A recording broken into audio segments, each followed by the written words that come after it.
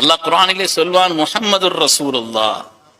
அந்த முஹம்மது ரசூலுல்லாவுக்கு தஃப்சீர் செய்யக்கூடிய பெருமக்கள் சொல்கிறார்கள், இந்த முஹம்மது ஸல்லல்லாஹு அலைஹி வஸல்லம் அவங்களுடைய புகழ் உலகத்தில் அதிகமாக சொல்லப்பட வேண்டும் அல்லாஹ் சொல்கிறான். இரண்டாவது ரசூலுல்லாஹ் அவங்க சொன்னதை எல்லாம் எடுத்து நடக்கணுங்கிறது அந்த ஆயத்தை நமக்கு சுட்டி காட்டுதுன்னு சொல்லுவான். முதலாவது, இந்த உலகத்துல நாம சொல்லி ஸல்லல்லாஹு கண்ணியத்தை உலகத்துல நிலைநிறுத்த வேண்டிய ஒரு அவசியமும் இல்லை. சமீபத்தில் நான் ஒரு செய்தியை படித்தேன். தாங்கள் எல்லாம் அடிக்கடி படிக்கக்கூடியவர்கள், கேள்விப்படக்கூடியவர்கள் தான். ஒரு செய்தி, அல்லாஹ் நமது நாயகத்தினுடைய அந்தஸ்தை எந்த அளவிற்கு உயர்த்தி இருக்கிறான் அப்படிங்கிறதுக்கு ஒரு சின்ன உதாரணம் என்னன்னு சொன்னா, சமீபத்தில் ஒரு ஆள், அமெரிக்காவை சார்ந்த ஒரு ஆளு, ஒரு யூதர் தான். அவர் அதை எழுதிய அப்புறம் இஸ்லாம் ஆனார்.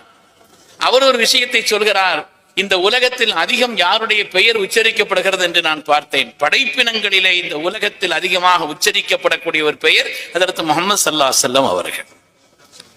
அதுக்கு ஒரு சின்ன அவுட்லைன் கொடுக்கிறார். அவர் கொடுக்கும்பொழுது சொல்றாரு, என்ன, உலகத்துல ஒவ்வொரு நாளும் பள்ளிவாசல்களிலே வாங்கு சொல்லப்படுகிறது. வாங்கு சொல்லப்படும் பொழுது அல்லாஹுவிற்கு பின்னால் அடுத்து படைப்பினங்களில் ஹஜ்ரத் முஹம்மது ஸல்லல்லாஹு அலைஹி வஸல்லம் திருநாமம் 2 தடவை சொல்லப்படுது. ஒரு பாங்குல 2 தடவை அஷ்ஹது அன்ன முஹம்மது ரசூலுல்லாஹ் 2 தடவை சொல்லப்படுது.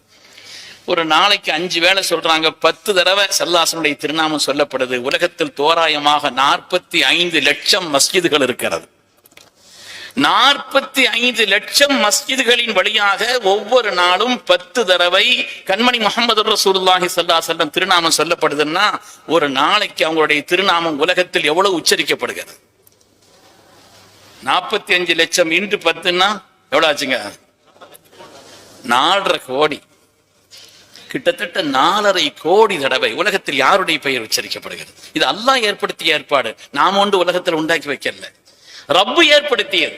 வெறும் பாங்கிலே மாத்திரம் கணக்கிட்டு பார்த்தால் உலகத்தின் எல்லா பாகங்களிலும் கண்மணி முஹம்மது ரசூலுல்லாஹி ஸல்லல்லாஹு அவங்களுடைய உம்மத்தாக நாம இருப்பது பெரும் பாக்கியம். பெருமக்கள், நாம் செய்த பாக்கியம், அல்லாஹ் நமக்கு அளித்த பாக்கியம்.